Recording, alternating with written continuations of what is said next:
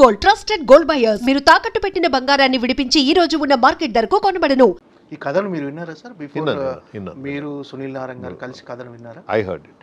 అంటే యాక్చువల్గా కథగా చెప్పుకుంటే అంటే ఒక రిస్క్, ఒక సాహసమే చెప్పాలి ఇలాంటి కథతో సినిమా చేయటం. నేను చెప్తున్నాను sir, 100% we have taken a risk as a producer. But Shekhar garu was overconfidence అని చెప్తున్నా. He was too much and ఆయన ఓవర్ కాన్ఫిడెన్స్ అని అనుకున్నాను. But it's today is confidence prove అయిపోయింది. అంటే ఇలాంటి కథతో ప్రొడ్యూసర్ని ఒప్పించడం చాలా కష్టం. అంటే ఒక సాహసం, అంటే ఏ ప్రొడ్యూసర్ అనేది రిస్కీగా ఫీల్ అవుతారు. 100% వీ ఫెల్ట్. మీరు ఎలా జడ్జ్ చేయగలిగారు sir? We believe Shekhar garu not only this film, we were last ఫిలింలో కూడా మేము we believed him like that, and the next film also we are going to believe him like that. వారు ఏదైతే stories అనుకున్నారో అవే చేస్తాము. Any small things if you want to tell we will tell, but he will take his own call. అంటే ఈ కథ first Dhanush కోసమే అనుకున్నారా సార్? అంటే frankly when we thought this, Dhanush తప్ప ఇంకెవరైనా చేస్తారా అనేది ఫస్ట్ మా ఫీలింగ్ వచ్చింది. అవును. సో ధనుషే బెటర్ అనుకుని we met Dhanush, immediately agreed. అసలు బేసిక్ థింగ్ అంటే ఎవరైనా అగ్రీ అయితే as a producer, as actor, as an technician, Shekhar garu పేరు చెప్పగానే అరే we should really get associated with Shekhar garu అనే ఫీలింగ్ అయితే ఉన్నది. So that is advantage we had. అంటే ఇప్పుడు తెలుగులో కూడా చాలామంది హీరోలు ఇన్నోవేటివ్ కాన్సెప్ట్లు కానీ ఒక డిఫరెంట్ మూవీస్ సెలెక్ట్ చేసుకుంటున్నారు సార్. అంటే ఒకవేళ అంటే ధనుష్ గారు ఫస్ట్ చాయిస్ కాబట్టి ధనుష్ గారికి ఈ సినిమా వెళ్ళిపోయింది. ఒకవేళ మీరు ధనుష్ గారు కాకుండా ఈ హీరోని అప్రోచ్ అవ్వలేదు సార్? సార్ ఈ అప్రోచ్ అనగానే ఎస్ఎన్కి ఇంకా వేరే ఆలోచన ఎందుకు ఉంటుంది? నో అని అంటే then we would have thought might be definitely. అంటే తెలుగులో ఏ హీరోని అప్రోచ్ అవ్వాలని అనుకోలేదు మొదట్లో అసలు? అంటే మీరు ఈ స్టోరీ ధనుష్ అని అనుకున్నాం because the character is like that. And he has somewhere touched this kind of characters before also. Not this kind, inta deep kaadu, but this kind of things he has done. అంటే నాగార్జున గారికి కూడా ఇలాంటి character కొత్తగా వరకు చేయలేదు. చాలా కొత్త. నిజంగా ఒక రకంగా నాగార్జున గారు ఒప్పుకోవటం కూడా చాలా surprising. No it's surprising. He is come to a different genre లాగా వచ్చినారు. డిఫరెంట్ యాజ్ ఎ హీరో కాకుండా ఇంకా క్యారెక్టర్ చేద్దాము అనే ఫీలింగ్ లాగా వచ్చారు. It was the first time. So we also never thought that he'll do. Shekhar మేము వీ రిక్వెస్టెడ్ హిమ్, శేఖర్ గారు ఇట్లా ఏదో లైన్ చెప్తాను అంటున్నాక ద కనెక్షన్ విత్ సునీల్ గారితో కూడా బాగుంది కాబట్టి హీ టోల్డ్ ఇట్లా వచ్చి చెప్తా అంటున్నట్టు లే I'm interested to work with Shekhar garu అనేది ఫస్ట్ పాలసీ.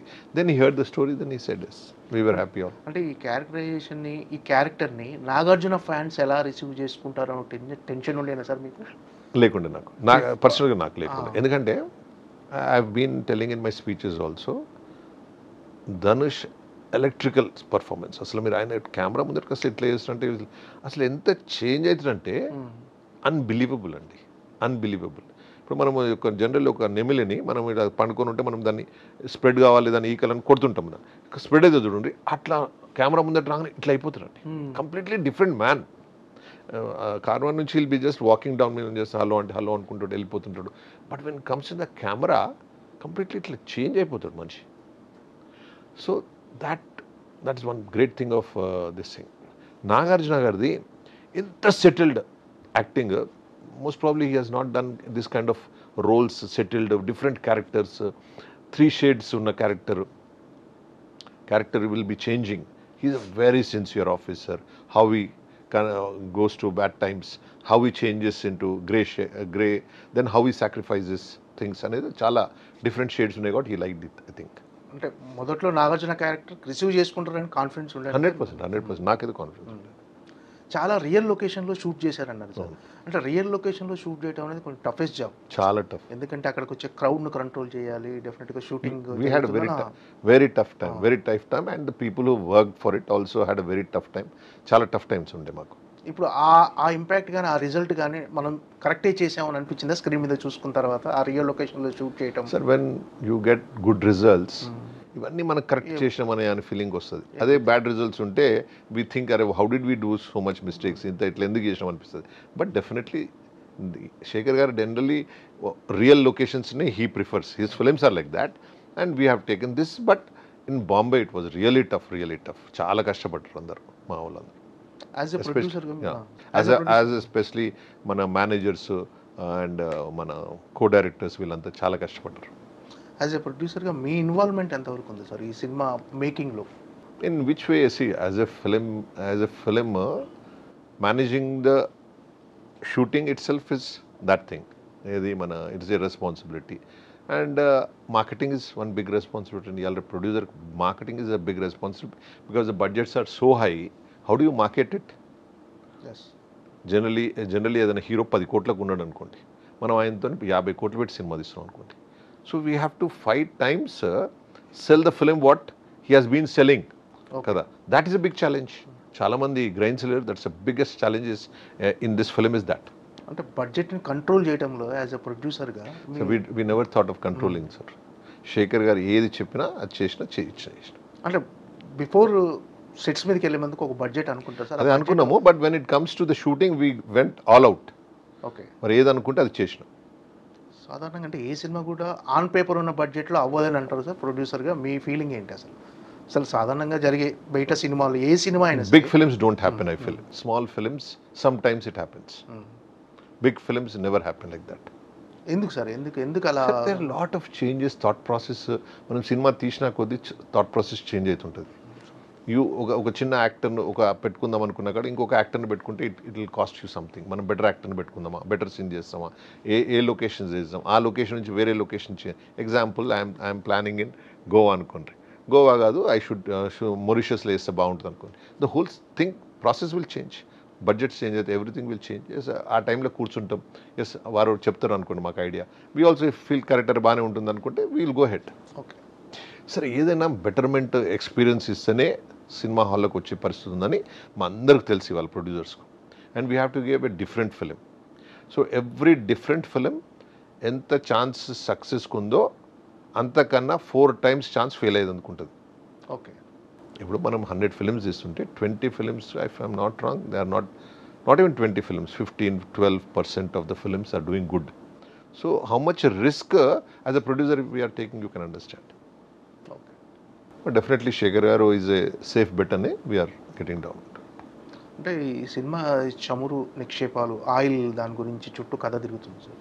రీసెంట్గా నేషనల్ మీడియాలో వచ్చింది ఇలాంటిదే ఒక న్యూస్ వచ్చింది. సో ఇండియాలో చమురు నిక్షేపాలు ఈ అరేబియా మహాసముద్రంలో కనుక్కున్నాము. సో దానివల్ల భారతదేశ ఆర్థిక వ్యవస్థ చాలా స్ట్రాంగ్గా అవబోతుంది. చమురును మనం విదేశాల నుంచి దిగుమతి చేసుకోవాల్సిన అవసరం లేదు అంటే స్టోరీ లైన్ కలిసింది. అంటే బిఫోర్ అడ్వాన్స్డ్గానే ఆలోచించేది పెట్టారు మీరు sir. Sometimes accidentally it happens. We have taken Vijayashanti గారితో కూడా ఒక సినిమా తీస్తే వార్ గురించి తీసినాం. అంటే exactly the time of Kargil అవుతుంటే సినిమా రిలీజ్ అయింది. Okay. So it happens. So it will become advantage. ఏ సినిమా సార్ అది? Bharataratna. Okay. So same thing this is like that. అట్లా అడ్వాంటేజ్ వస్తుంది. అంతేగాని అది ఏదో అవుతుంది అనుకుని మనం చేయలేదు. బట్ ఏంటంటే we're the film itself is richest man in వరల్డ్లో ఎవరైతే ఉన్నారో బెగ్గర్తోనే ఇష్యూ నడుస్తుంటుంది. సో రిచెస్ట్ మ్యాన్ ఏ లెవెల్లో ఉంటాడు, ఇసుంటి ఆయిల్స్లో దాంట్లో ఉంటాడు కాబట్టి అట్లా కనెక్ట్ చేసాం. ఓకే.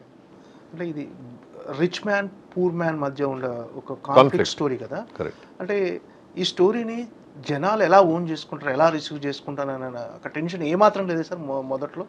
లేదు. ఉంటే మేము ఎందుకు చేస్తాం sir? And putting at this money at this level. Okay. Base is Shekhar Kamla. I'm not saying that, but we believed in this story. ఇప్పుడు అందరు మిమ్మల్ని కుబేర ప్రొడ్యూసర్ రామ్మోహన్ రావు గారు అని పిలుస్తారేమో. దిల్ రాజు అన్నట్టుగా ఇప్పుడు కుబేర ప్రొడ్యూసర్ అవుతారు మీరు. కాకపోవచ్చు సరే. For some time they'll say something. ఇంతకుముందు మమ్మల్ని జగిత్యాల రామ్మోహన్ రావు అంటుండ్రు, ఒకరు కరీంనగర్ రామ్మోహన్ రావు అంటుండ్రు, ఒకరు సినిమా రామ్మోహన్ అంటుండ్రు. In the same way it happens. Nothing great. అంటే సునీల్ నారాయణ్ గారితో ఈ ప్రయాణం ఎలా స్టార్ట్ అయింది సార్? ఆయనతో sir Narayan garu is very close to us. First చాలా నాకు క్లోజ్. మరొక రోజు కూర్చొని ఇట్లా సినిమాలు చేద్దాము. Generally he's financing from last. వారి ఫాదర్ నారాయణ్ దాస్ గారు ఫాదరే he was a financer. So he was also financing Narayan Das garu. But he could get చాలా మంది పార్ట్నర్స్ వారు చేయగలుగుతారు. ఎవరినంటే వాళ్ళ ఇండస్ట్రీలో he has good connections with every actor, every producer, every distributor. He has best connections.